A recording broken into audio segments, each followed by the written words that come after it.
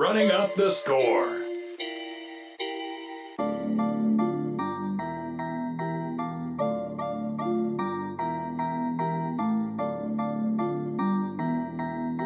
You're listening to the Running Up the Score podcast. Now here's your host, Jerry Napoleonello. Happy New Year, everyone. January 2023. We are in the fourth day of the new year. And it's hard to start with this. And I mean, I have to. We witnessed one of the hardest things, at least in my lifetime, watching football. One of the scariest moments on the field. You know, we've seen the gruesome injuries. We've seen guys get carted off the field. We've seen all of that. You know, you pray for those guys. You pray for a speedy recovery. All of that. But when you hear Joe Buck say they've been doing CPR, now that's scary. You know, and again, you know, you've heard this many times. It looked like a routine tackle, looked like a routine football play. Guy catches the ball over the middle of the field. Safety comes down, makes the tackle. And up to that point, it looked routine. You saw Damar Hamlin get up, even fixed his face mask. And then within a second of that, he totally collapses backwards. So, again, the thing that you think about, head injury. We've seen a couple of those injuries this year. Pretty scary, actually. I mean, Tua being, you know, one of the scarier. You know, concussions. You know, and it's kind of weird that it was on the same field. You know, actually, to be honest with you, 4 of the scariest NFL injuries that we've seen in recent memory have happened on this field.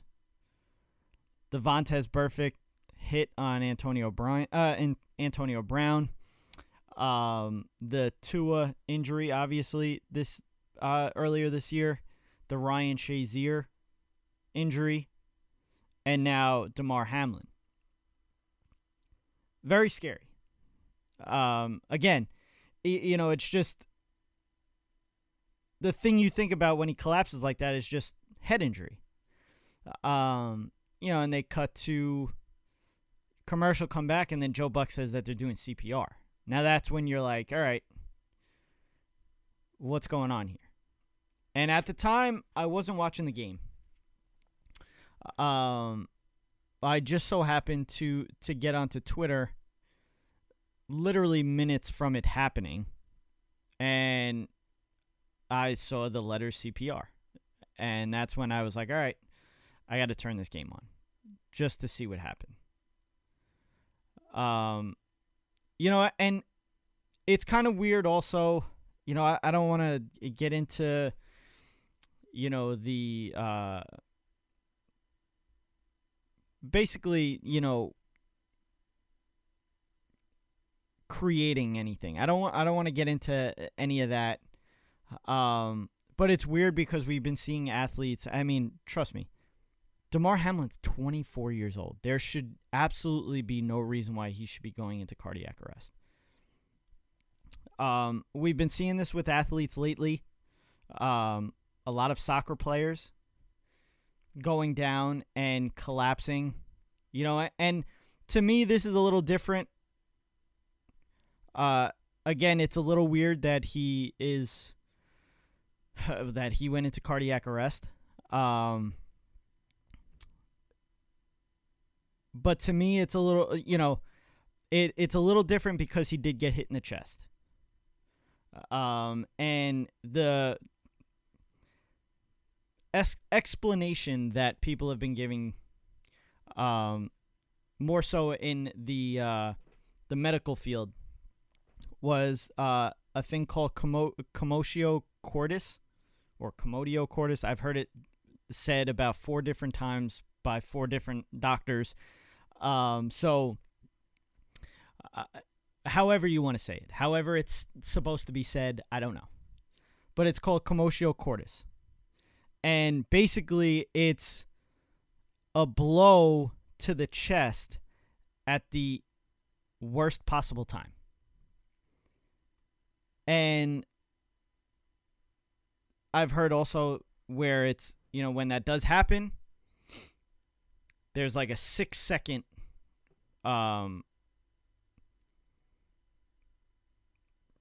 thing that happens. Basically, the blood and the oxygen are not being pumped to the brain, causing the faint, causing the pass out.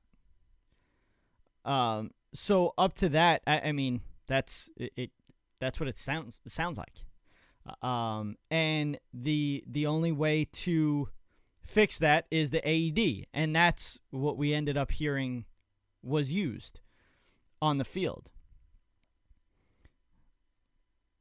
So it's scary. It was also weird what happened with the NFL, and the fact that it took them very long to cancel this game. Now, I don't want to play devil's advocate because people are very people get offended very easily, as we saw with the Skip Bayless tweet.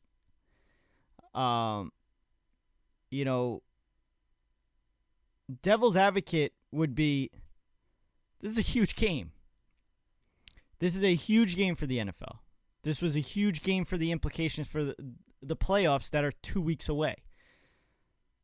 It's not just these 2 teams that are involved in the implications. So yes, it's it's not. This could change the outlook of the AFC like the AFC playoffs. So I can see why the NFL took so long to cancel this game. And to be totally honest with you, the NFL, and I can guarantee you that Roger Goodell wanted to continue this game, but the look of it, this was not just an NFL community news headline.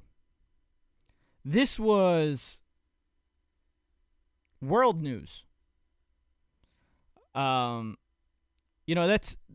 That's where it became, because it wasn't just on ESPN, it wasn't just on NFL Network, it wasn't just on the other sports channels. This was on CBS, ABC, NBC. This was on every news channel. So the fact that this player, 24 years old, was fighting for his life, there was no way that the NFL could have continued that game. And I agree with what the NFL did. I think it could have been canceled a little earlier, but again, this is not just week 5. This is not like a week 5 game. This is week 17 with 1 week left, with 3 or 4 teams in the balance, and no off time in between to finish this game. So it gets interesting. Again, thoughts and prayers for Damar Hamlin. Supposedly, he's doing better. Still in critical, but doing better. The last thing that I heard was that he's now on 50% oxygen. So that's good, because when he got to the hospital, he was at 100%, where the machine was pumping oxygen at 100%. Now it's at 50. So that's huge. So again, thoughts and prayers with him and his family. We hope for a speedy recovery. We hope to see him on the field again. At this point, I hope to see him around. That's how scary this was. And I think people understand the size of what this was. This wasn't just an NFL injury. This life was on the line. And if the first responders that were at the game didn't jump into action as quickly as they did, we'd be speaking a different tone here. Not that it's any different, really, because we still don't know. He's not out of the woods yet. That's the thing. Like, that's how scary this was. Again, I heard Aaron Rodgers on the Pat McAfee show say that, he was really messed up watching that. And we don't talk about this enough. You got to think with these NFL players. We talk about, he broke a leg. Maybe he's a little timid on, that leg again when he comes back.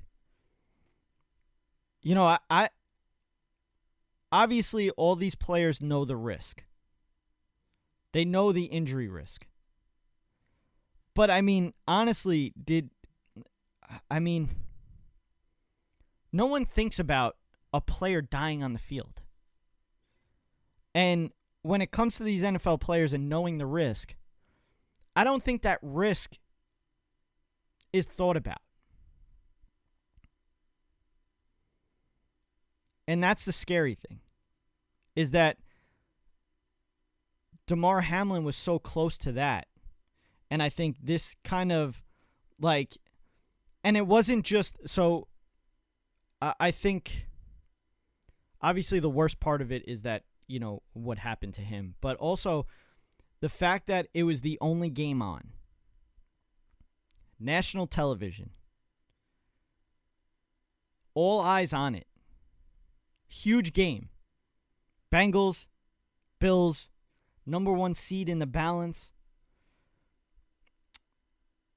There was a lot of eyes on this. A lot of NFL eyes on this. So these players watching this happen, it's got to be scary coming into this week. And I know players have spoke about this. As I said, Aaron Rodgers being one of them. This is a community, these players. And to see one of their brothers fighting for his life on the field has to kind of get you thinking as a player. And that's scary. So I hope for Damar Hamlin to pull through and miraculously come back and play in his career, because he's very young and he's a good player too. So it's you want to see a guy at that age be able to play out his career. So I think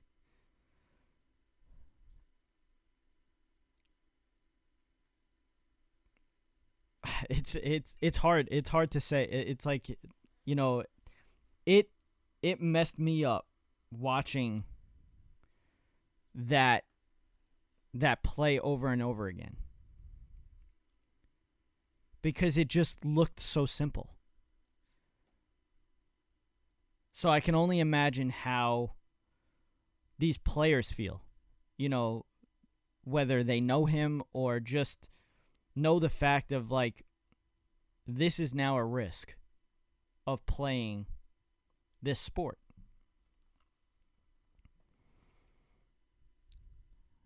So going to that, Joe Buck, after it happened, basically said the NFL is giving the teams 5 minutes to warm up and get ready to get back on the field.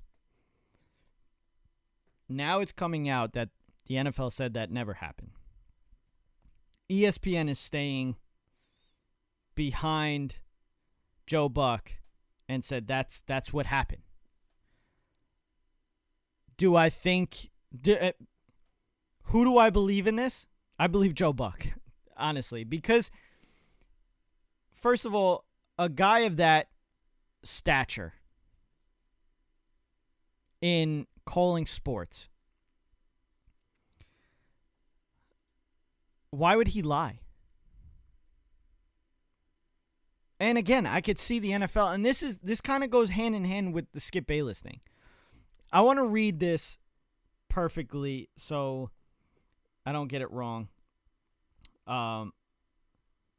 Skip Bayless, basically, during the time of this, and I'll get the exact...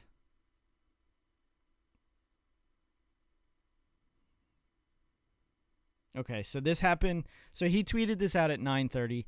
The accident happened at 8:55. So this is a little after. I think this is like right as he's being pulled out by the ambulance. So his tweet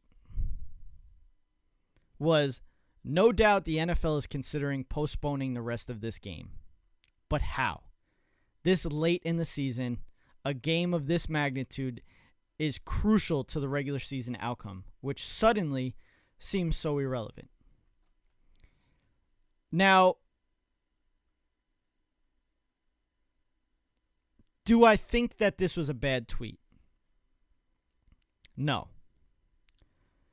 Do I think it was the wrong time? Yes. And honestly, if I was to take away 2 words, I think that this whole tweet, no one would even gave a shit about. And I'll tell you right now, these are the 2 words. But how?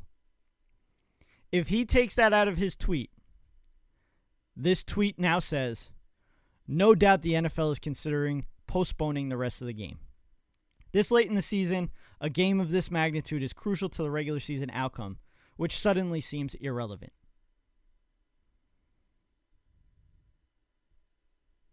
Doesn't sound that bad anymore.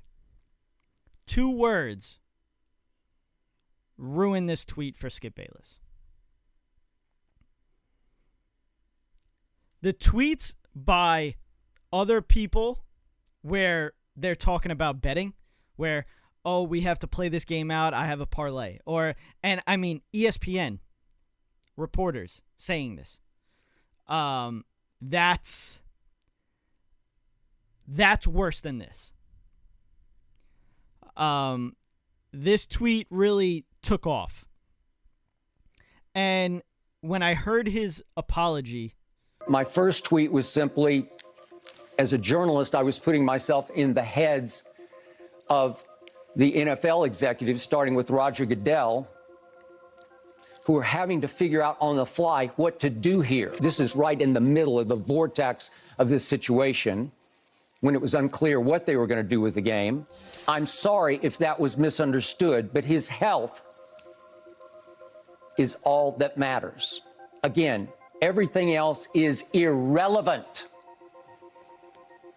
I prayed for him, and I will continue to pray for him. I get it.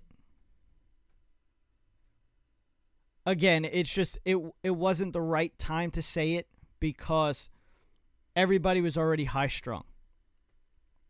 Everybody was already upset. This is, at that time, I mean, you saw people say 40 plus years watching this sport. Never have I ever seen something like that. And again, I like I said, I'm 32 years old. I've been watching the NFL religiously for probably 25 years. I'd say 25 years. I've never seen something like this. I've seen guys carted off. I've seen legs snapped. I've seen all of that. Hanging limbs. I've seen it all. I've never seen something like this. I've never seen a play where a player needs CPR on the field. And as I'm talking right now,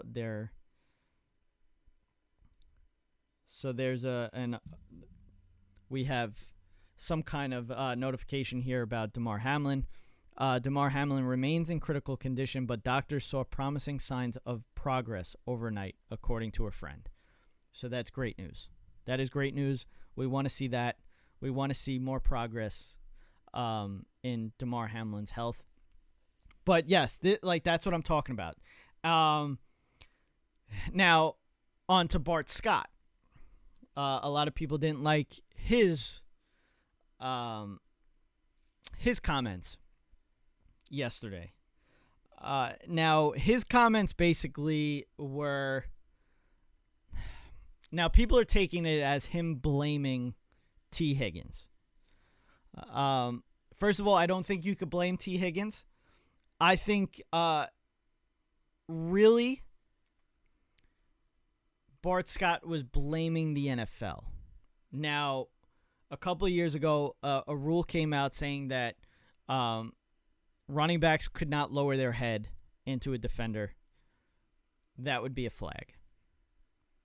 I honestly think, and again, I watch the NFL every Sunday, every Thursday, sometimes Saturdays, Mondays. Sundays are, I'm literally 2 TVs, 4 games on each. I'm literally watching every game. I think I've seen that flag called twice. And you can honestly call it on every play. So what Bart Scott was getting at was just the NFL should be regulating that more. Whereas, T. Higgins kind of lowered his shoulder, therefore causing Damar Hamlin to stay up with his chest exposed. What exactly did T. Higgins do last night to Hamlin? Well, right before the tackle, he lowers his helmet and he kind of throws his body into his chest. He's standing up because he's thinking he's got to chase T. Higgins at an angle to make a tackle. So he didn't expect T. Higgins to launch his body back into him. It's one of those things. A lot of times you sit as a linebacker, unblocked, unengaged running back comes through the hole, and he knows that contact's coming, so he lowers his helmet, and you can't get underneath him. So he's able to get into you, and your chest is exposed. So they've taken that out of the game, but they don't really regulate it as much as possible. I expect the league will be a lot more vigilant when it comes to that and using that penalty. There is no... Again, I cannot blame T. Higgins because that's horrible. That's not something that you want to be a part of. Being a part of another player's injury, whether it be their career, whether it be a week, whether it be a whole season, whatever it is, it's horrible. You never want to be on that other end. Obviously, you don't want to be on the end of the injury, but you also don't want to be on the other end of a guy that caused the injury. So again, timing is huge. I think it's just where people are sensitive, especially nowadays. I think as of right now, people are sensitive because, I mean, his life is still in the balance. Whether he's showing progress or not, this is like, it's still, we don't know. And the fact that people are talking about this, and whether they're blaming T. Higgins, or, just talking about what this game had in the balance, it's going to offend people. And it all comes down to timing. So, am I a big fan of Bart Scott? Absolutely not. Do I crucify him over his comments? No. Do I crucify him on other comments? Yes, because how this guy has a job, I have no idea. But that's not here nor there. Skip Bayless. Do I hate the guy? He annoys the crap out of me. Yes. I think he says some crazy things that he just wants clickbait. Like that. Basically, that's it. He just wants clicks. He just wants viewers. He just wants, horrible comments. Listen, I'm all for it. I mean, the comments that I've gotten about talking about, not thinking the Eagles were that good, I mean, it's hilarious. But again, I mean, I think the best is I got a message from someone saying, no one listens to your podcast or something like that. But honestly, you did, because why would you comment if you didn't listen? So I get it. I get it with Skip Bayless. Good or bad, feedback is good for him. People tune in because they hate everything that he says. People tune in whether they like what he says. He's got the best of both worlds there. But I'm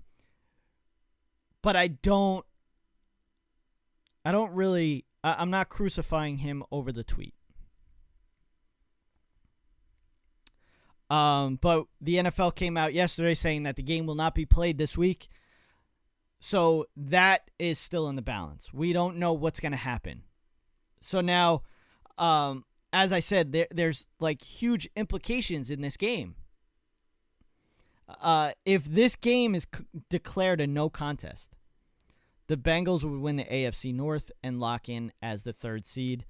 The Chiefs would be positioned to be the number 1 seed with a win.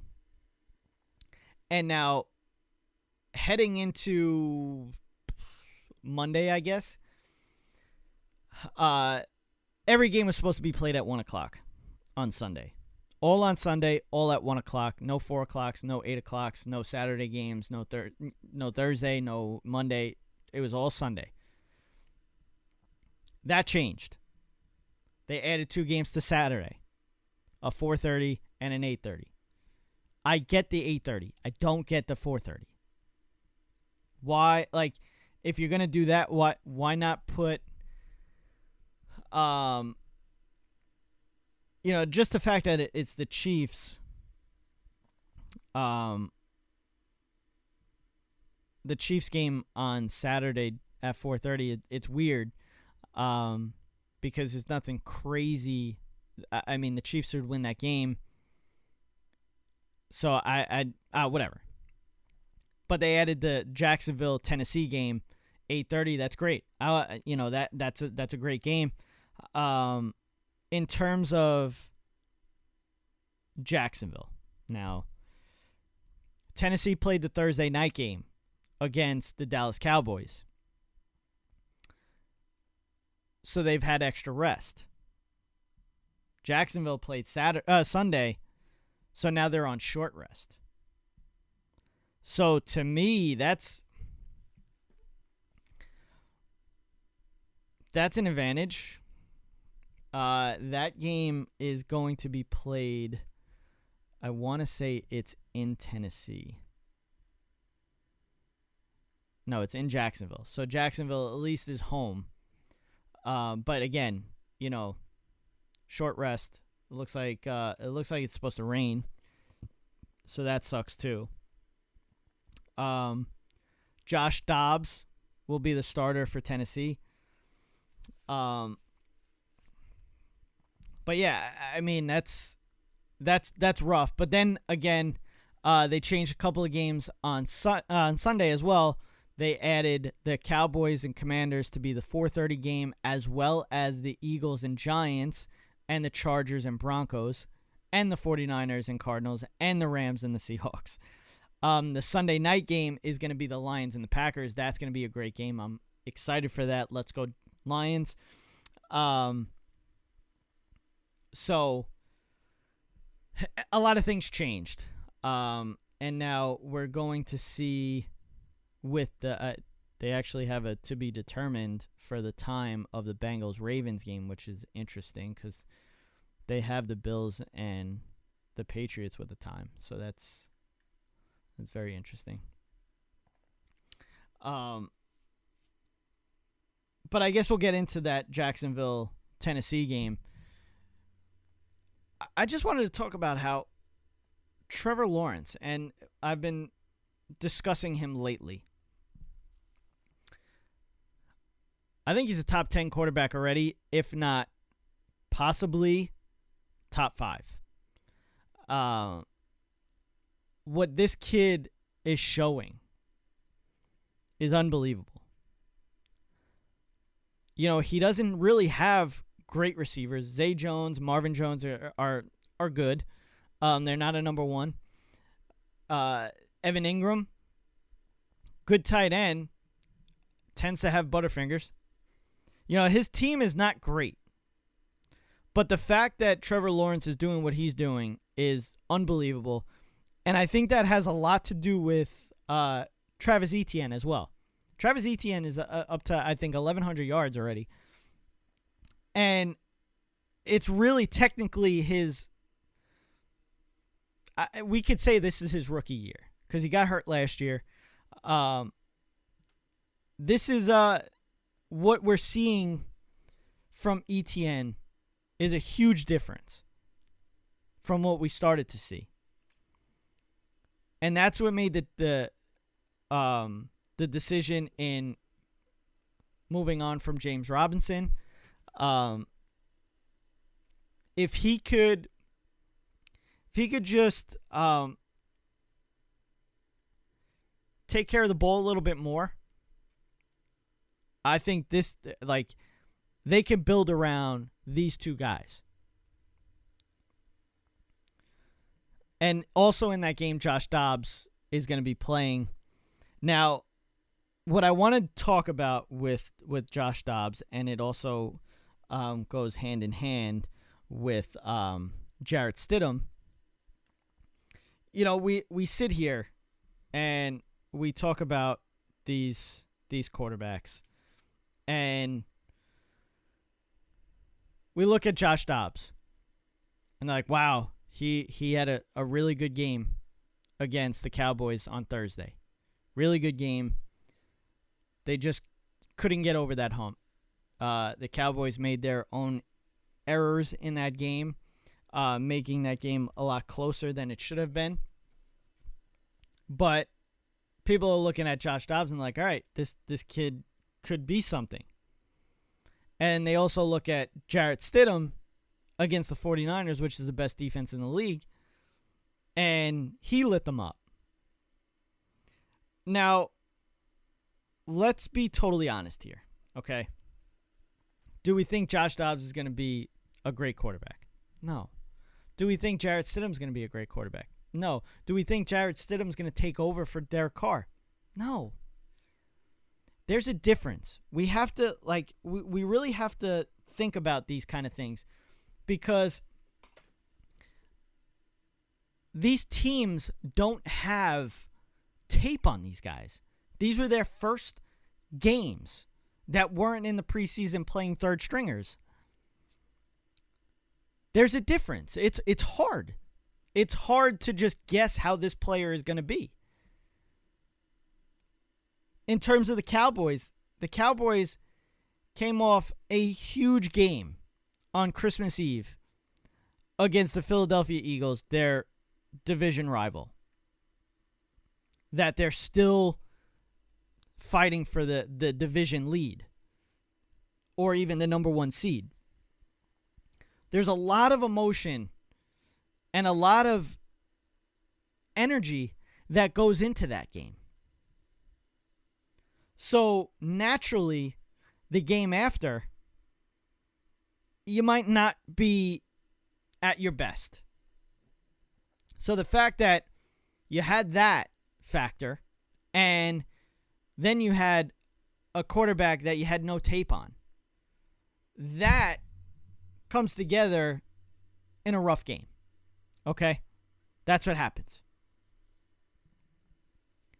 Jarrett Stidham, same thing. 49ers have no idea what they're going to get from Jarrett Stidham. So they struggle a little bit, and then, towards the end of the game, they figure it out.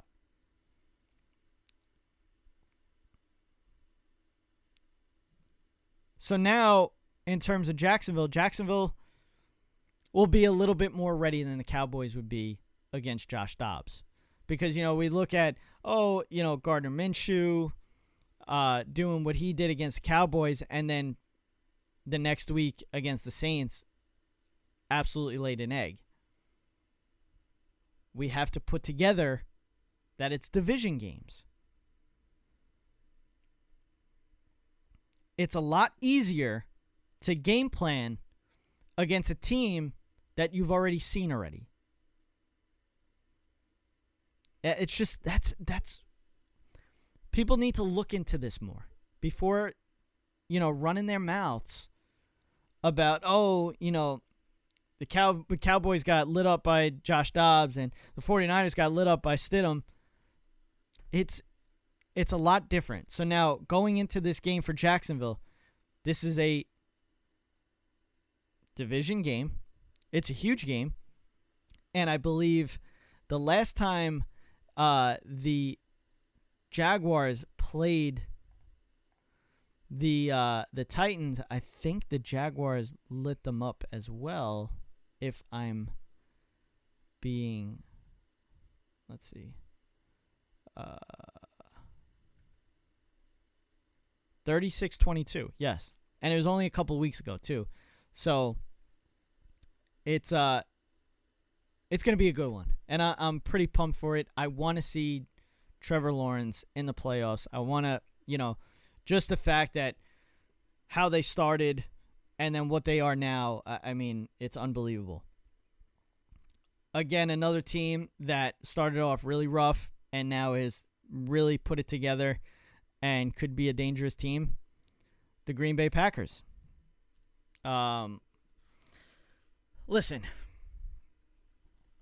Aaron Rodgers, that's really all you have to say. Aaron Rodgers, he's figuring it out. The Packers, they're figuring it out. They are going to be a very dangerous team. And going into this game against Detroit is no slouch. Detroit is going to be a tough team, a tough out, especially, going into this game. Obviously, the Packers have the advantage of being at home, 30-degree weather. So, yeah, it's going to be a tough one, but the Lions have, honestly, I would say a top 3 running back tandem. I would say the Browns probably have the best with Kareem Hunt and Nick Chubb. And then the Cowboys having Pollard and Zeke, and now the Detroit Lions with Jamal Williams and DeAndre Swift. I mean, those two are unbelievable. The last time they played the Packers at home, they won 15-9. obviously this is a different Packers team now. Christian Watson starting to catch balls. I mean, that guy's got, I think, 10 touchdowns since, the trade deadline. But again, another game that's going to be unbelievable, and I'm pumped for it. Just these two games being the night games, Saturday and Sunday. You couldn't ask for a better week, basically. Now, the Buccaneers, another older quarterback that struggled this year. Really, you can't even say that Tom Brady has struggled, because Tom Brady, I think, is leading the league in passing. He's got, so far this year, 9 touchdowns, 9 interceptions, 24 touchdowns, 4,600 yards. He's second in the league. The QBR kind of sucks a little bit, 51.9. But again, like I said, he's second in the league in passing. Just the overall team has just not played up to snuff this year. And this team now, obviously they just clinched. They clinched the South. They clinched the number 4 seed. This team's scary. And in terms of the Cowboys, because, let's be totally honest, it's probably going to happen. It's going to be the Cowboys heading to Tampa Bay to play Tom Brady. Tom Brady has never lost to the Dallas Cowboys. That's 1. 2, the Cowboys have struggled against teams that get the ball out fast. Tom Brady has made a living off of that. That's why they struggled in week 1. That's why they struggle against Tom Brady. He gets the ball off quick. That whole pass rush thing that the Cowboys have is non-existent against this team. So they need to figure something out. Mind you, they get past Tampa Bay. Most likely, they might be playing Green Bay. Another quarterback that they can't beat. So, the Cowboys' path to the Super Bowl, you're going through Tom Brady, you're going through Aaron Rodgers. That's fun. Not. So let's talk about the scenarios going into Week 18. The number 1 seed, which is the bye and the home field advantage. Now it's the only bye in the playoffs. The Chiefs will clinch with any of the following: a win and a Bills loss, or 2 Bills losses and a Bengals loss. That's, we don't know what's going to happen with one of those games for the Bills. The Bills would clinch if they have 2 wins, they beat the Bengals and a Chiefs loss, or a win against the Patriots. A win against the Patriots, win, and then the Patriots, Chiefs, and Bengals lose in Week 18. The Bengals also have a chance at the number 1 seed. That's why this game was so huge. The Bengals would clinch with 2 wins and a Chiefs loss. The AFC South title, the Jaguars would clinch with a win or a tie over the Titans. The Titans would clinch with a win against the Jaguars. Pretty self-explanatory. The AFC North title, the Bengals would clinch with a win or a tie versus the Bills, or a win versus the Ravens. The number 7 seed wild card, the Patriots would clinch with a win or a Dolphins loss versus the Jets, and a Steelers loss versus the Browns, and a Jaguars win against the Titans. So, the Patriots have a lot that they need to make the playoffs. Actually, no, that's... If they win, they're in for the Patriots. They win, they're in. If they lose, then they need a lot. The Dolphins would clinch with a win versus the Jets and a Patriots loss for the Bills, against the Bills. And they're not starting Tua, so that's another thing. The Steelers would clinch with a win and a Dolphins loss and a Patriots loss. The Jaguars would clinch with a loss versus the Titans and losses by the Dolphins, Patriots, and Steelers. So, if the Jaguars lose Saturday night, there still is a chance that they get in. Now, the NFC scenarios, the number 1 seed, the Eagles would clinch with a win versus the Giants, or a Cowboys loss against the Commanders, or a 49ers loss against the Cardinals. So, the 49ers would clinch with any of the following: a win versus the Cardinals and an Eagles loss against the Giants.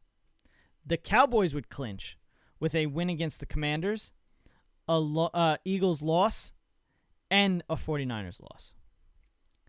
The NFC East title, the Eagles would clinch with a win versus the Giants or a Cowboys loss. The Cowboys would clinch with a win over the Commanders and an Eagles loss. The number 7 seed, the Packers would clinch with a win. The Lions would clinch with a win against the Packers and a Seahawks loss, or a tie versus the Packers and a Seahawks loss, or a tie versus the Packers and the Rams and Seahawks tie and the Commanders beat the Cowboys. The Seahawks would clinch with a win versus the Rams and a Packers loss, or a tie versus the Rams and a Lions-Packers tie and a Commanders loss or tie versus the Cowboys. So there's still a lot, that still, has to be done in Week 18. So that makes Week 18 really fun to watch. Now, my last power rankings going into the playoffs here. I'm not going to do one next week because that's just stupid. We have the playoffs. So my power rankings. My number 10 team is the Detroit Lions. This team is still hitting on all cylinders. Their offense is, playing really well. Jared Goff is playing really well. There is a huge chance that they beat the Packers, and I'm here for it. The number 9 team, the Jacksonville Jaguars, hitting their stride. Trevor Lawrence looks like one of the best quarterbacks in the league. ETN is playing out of his mind right now as well. This team could possibly... There's a huge chance that they beat the Tennessee Titans and they make it into the playoffs. The number 18, the Los Angeles Chargers, finding their stride. Justin Herbert's playing well. The defense is starting to play well. This is a team that could be dangerous in the playoffs. The number 17, the Minnesota Vikings, no one's scared about. I still have to put them up there because, they are 12-3. 12-4, actually. Or 13-3. I got to check. I think they're 12-4. Yeah, they're 12-4. And they're playing Chicago. So they're probably going to be 13-4 to end the season. Number 16, the Dallas Cowboys. They're still one of the best teams in the league. So I'm absolutely going to have them up there. Number 5, the Philadelphia Eagles. They're on a 2-game losing streak. We still don't know if Jalen Hurts is going to play Week 18. We don't know if the Giants are going to play their starters because they don't really have to. But we'll see. The fact that the Eagles, with the whole season that they've had, could possibly lose the number 1 seed and possibly lose the division in 3 weeks. I can't have them up at number 1. I can't. That can't happen. They're at number 5. San Francisco 49ers. Brock Purdy, I mean, what this team has done on defense is unbelievable. What Brock Purdy is doing with the offense is also unbelievable.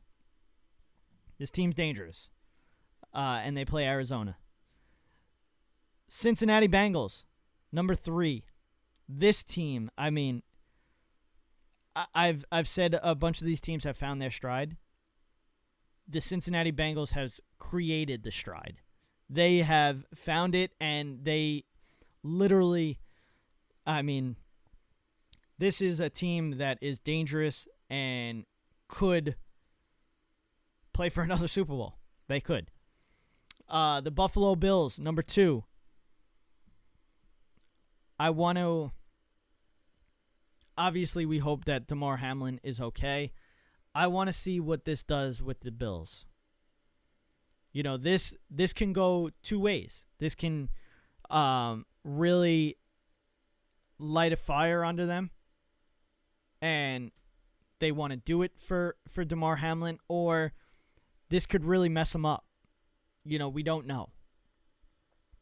And then number 1 is the Kansas City Chiefs. Patrick Mahomes. He's the MVP. If anybody says anything other than that, you're an idiot.